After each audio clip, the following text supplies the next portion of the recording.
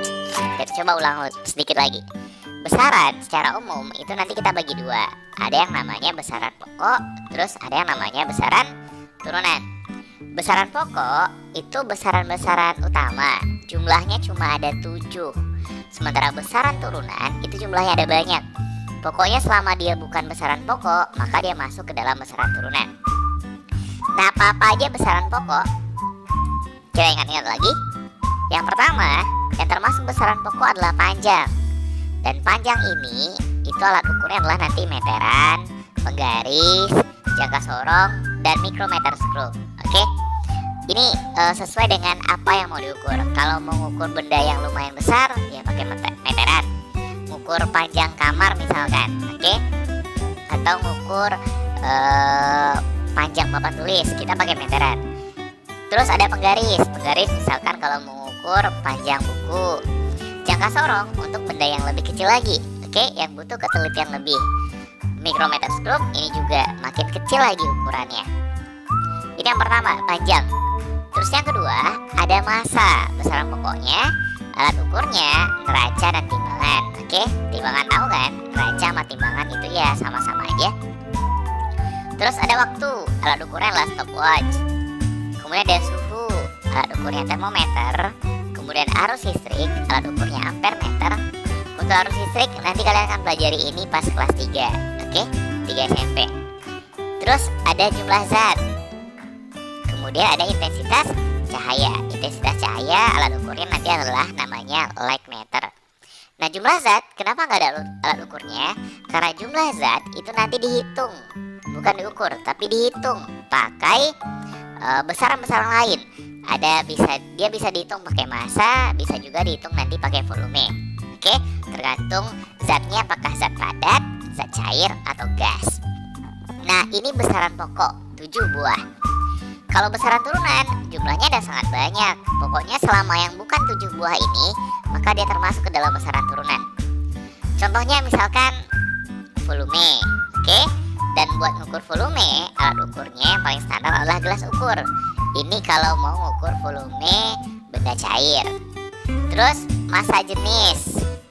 Massa jenis ini nanti dihitung dari massa dan volume. Lalu kemudian ada kecepatan. Kalau kecepatan alat ukurnya namanya speedometer. Di motor sama di mobil ada kan speedometernya, alat ukur kecepatan pada motor atau mobil. Terus ada gaya, kemudian ada banyak lainnya. Pokoknya selama dia bukan besaran pokok, maka khas alat ukur jangka sorong. Apa itu jangka sorong? Jangka sorong ini alat ukur yang digunakan untuk ketelitian yang lebih tinggi daripada penggaris. Oke, kalau penggaris biasa setiap angkanya adalah 1 cm.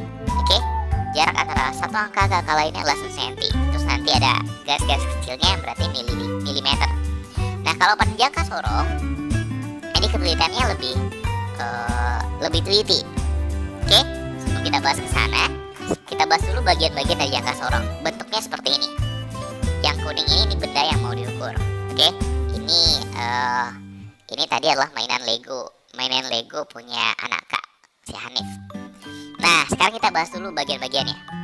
Yang pertama, ya di tengah-tengah ini, oke, batang utamanya. Angka-angka pada batang utamanya disebut sebagai skala utama. Satuannya cm. Jadi angka 1 ini 1 cm, 2 ini 2 cm, 3 cm, 4 cm, 5 cm, 6 cm. Nah, terus sekarang kita masuk ke alat yang kedua. Namanya mikrometer skrup. Mikrometer skrup ini lebih teliti daripada jangka sorong. Jadi yang diukurnya akan lebih kecil. Gambarnya ini, oke, jadi gambar mikrometer skrup. Ini terdiri dari beberapa bagian.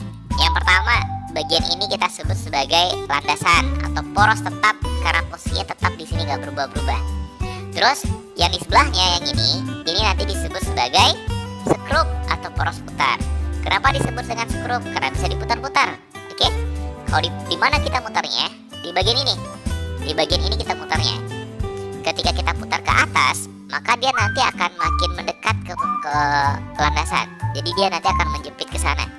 Kalau kita putar ke bawah, maka dia akan menjauh ke kanan. Oke. Nah, benda yang mau diukur kita taruh di antara landasan dan skrup. Kita taruh di sini, lalu kita jepit. Terus yang mana yang skala utamanya? Angka yang ada di sini nih. adalah skala utama. Jadi nanti ada 0, 1, 2, tapi 1, 2 ya biasanya nggak ditulis. Yang ditulis biasanya 0, 5, 10 dan seterusnya. Nah, apa satuan skala utamanya? Skala utama mikrometer itu satuannya nanti adalah milimeter. Oke? Terus yang mana yang nonius? Yang ini yang nonius. Ini disebut sebagai skala nonius. Oke? Yang ukurannya 0,01 mm. Jadi setiap angka yang nanti kita lihat di sini itu nanti kita kali sama 0,01. Oke, itu adalah stopwatch. Nah, karena satuannya ada banyak dalam kehidupan kita sehari-hari, kita mungkin nggak pernah dengar kata sekon.